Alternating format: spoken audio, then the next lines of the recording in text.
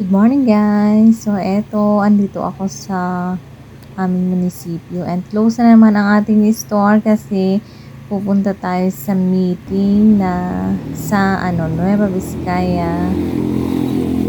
Ganon. So ayan, andito na tayo sa Nueva Vizcaya Experiment Station o NVES. Department of Agriculture NVES. So, ayun, kukonti pa lang kami dyan, pero pas 9 na. And ayan, inaayos ni Kuya yung aircon namin.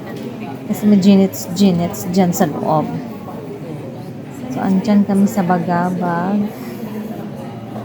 Ayan, ayan. Ayan, ang tagal gawin ni Kuya yung aircon. Hindi ako nagsasalita dyan. Yan po yung mga kasamahan ko, mga farmers po ang mga yan.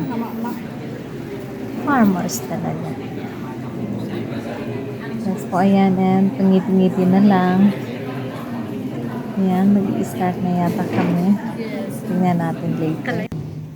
So, ayan, kunwari na nalamin. So, ayan, mag-i-start na. Pray. Pero, ayan, pauwi na kami, pero kumakain pa sila. Grabe yung baon niya. Grabe si balon ni Buntis.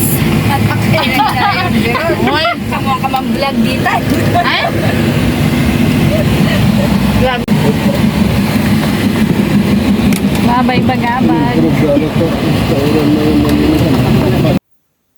Pauwi na talaga. Kaya ayan, si Kuyang driver. Ayan, ang daan namin. So, parang ang hirap picturean niya. Grabe ang init kasi alas 4 na ng hapon natapos yung aming meeting and ayan nagre-reflect talaga yung ng araw sa salamin. Pero enjoy manood sa sa bintana, in fairness. So ayan, dumaan pa kami sa Kapitolyo ng Nueva Vizcaya at nandyan kami sa Provincial Agriculture Office. Ayaw naming lumabas at pumasok dyan kasi nga sobrang init. Kaya ayan, pag-video na lang. So, andito na kami pero waiting pa ako ng susundo sa akin na motor.